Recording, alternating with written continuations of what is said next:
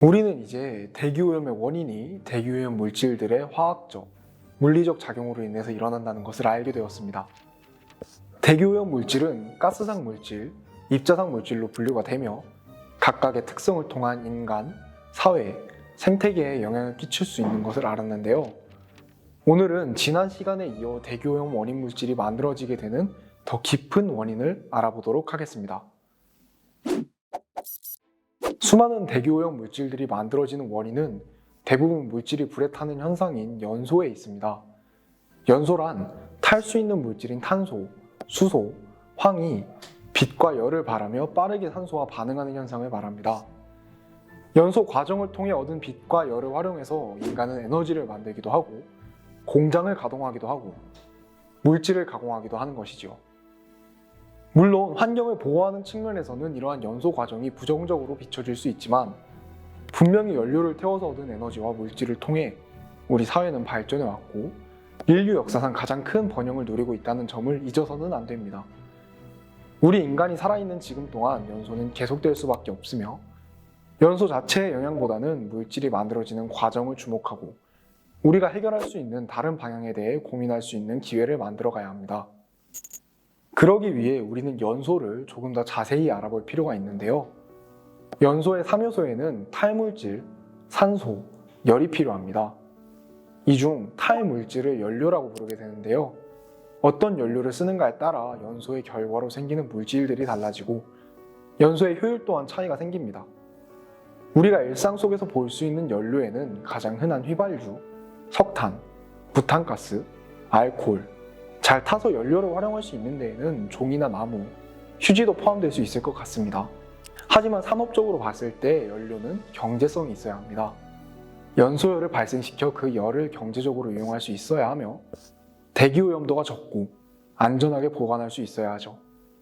그래서 대량으로 사용하는 연료는 대체로 정해져 있으며 그 형태에 따라 고체, 액체, 기체 연료를 분류하고 그 속에서도 각 연료의 특성에 따라 세부적으로 나눠 분류합니다. 고체 연료의 모습을 보면 우리가 흔하게 접했던 석탄, 연탄, 목탄과 같은 형태를 가지고 있습니다. 고체 연료는 이러한 물질적 특성으로 인해 쌓아두고 옮기는 것이 편리하고 가공 단계가 적어 가격이 저렴합니다. 불을 지피면 자체적으로 연소하여 연소 장치가 비교적 간단하고 그에 따라 설비비와 인건비가 적지만 덩어리 상태로 있어서 연소 속도가 액체 연료, 기체 연료와 비교했을 때 상대적으로 늦는 편입니다. 초기 산업혁명에 큰 영향을 끼쳤으며 아직까지도 일부 산업을 통해 활발히 사용하고 있습니다. 하지만 이러한 형태의 특성이 연료로서 큰 단점을 지니기도 하는데요. 덩어리져 있는 특성 때문에 불이 닿지 않아 완전 연소가 곤란하여 효율이 낮고 한번 불이 붙으면 불의 조절이 어렵습니다. 고체 상태의 연료가 완전히 연소되지 않으면 작은 회분, 재가 발생하게 되는데요. 위생상의 문제와 더불어 입자상 오염물질의 방출까지 이어지는 단점을 가지고 있습니다. 현대 산업에서 사용하는 연료 중 가장 원시적인 형태를 가지고 있기 때문에 더 나은 연료에 대한 필요성이 발생했습니다. 그리고 이러한 고체 연료에 이어 등장한 연료가 바로 액체 연료입니다. 액체 연료는 석유류, 알코올류와 같이 액체 상태에서 불을 붙이면 쉽게 붙는 물질들이 모여 있습니다. 정제해서 목적에 맞게 사용하기 때문에 발열량이 좋고 품질이 일정하며 저장과 운반이 편리합니다. 고체 연료와 비교했을 때 효율이 높은 편이며 재가 비교적 덜 발생하기 때문에 매연 발생도 또한 적습니다. 산업이 고도화되며 우리 주위에 접하게 되는 가장 흔한 연료가 바로 액체 연료의 형태였는데요. 액체 연료가 매연이 적다고는 했지만 대기오염에 영향을 끼치지 않은 것은 절대로 아닙니다. 황이 많이 포함된 중질류는 계속해서 우리가 접했던 이산화 황산을 배출해서 대기오염을 유발하고 액체 연료를 정제하는 과정에서 또한 환경오염이 다량 발생한다는 점은 분명히 주목해야 할 사실입니다. 또한 일부 국가에만 자원이 매장되어 있어 국내 액체 연료는 대부분 수입에 의존하게 되며 화재의 위험 또한 큰 연료입니다. 그리고 최근 우리 일상 속에서 흔하게 볼 수 있는 연료인 기체 연료가 등장하며 조금씩 연료의 환경적인 문제를 해결할 수 있는 과정을 이어가고 있습니다. 기체 연료는 액화석유가스, 액화천연가스, 석탄가스 등 가스로 이루어진 연료입니다. 기체라는 특성을 가지고 있어 재가 발생하지 않아 입자상 대기오염 물질이 거의 배출되지 않고 연소 효율이 가장 높다는 장점을 가지고 있어 효율적인 연료로 주목받고 있습니다. 물론 탄소를 바탕으로 만들어진 연료이기 때문에 이산화탄소와 같은 온실기체가 전혀 발생하지 않는 것은 아니지만 기존의 연료들이 가지고 있던 단점들이 조금씩 개선되며 점차 그 활용 분야를 넓혀가고 있습니다.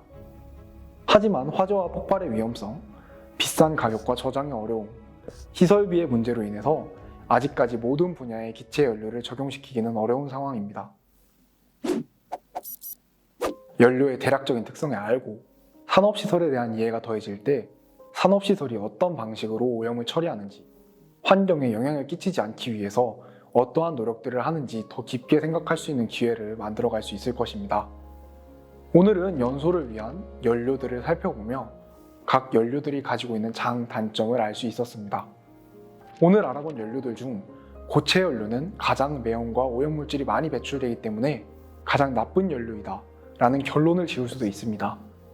하지만 아직까지도 고체 연료는 액체, 기체 연료가 원활하게 보급되지 않는 국가에 살고 있는 사람들의 중요한 열 공급원일 수 있으며 매장량과 경제성을 바탕으로 다양한 발전에서 빠지지 않고 그 역할을 다하고 있습니다.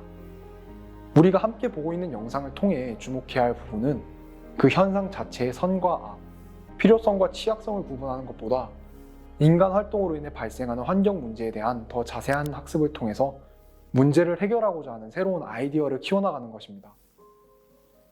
그러기 위해 다음 영상에서는 실제 산업에서의 연소 배출물을 처리하는 공정을 간단하게 알아보고 어떤 원리로 오염물질을 저감하고 있는지 알아보는 내용을 담아왔습니다. 앞으로 보보미디어는 환경을 더 깊고 다양하고 넓은 시야로 알아갈 수 있는 방법을 소개하고자 합니다. 보보미디어와 함께한 시간을 통해 환경 문제 해결에 한 발 더 다가설 수 있도록 구독과 관심을 통해 힘을 보태주시기 바랍니다. 지금까지 보보미디어의 김보성이었습니다. 감사합니다.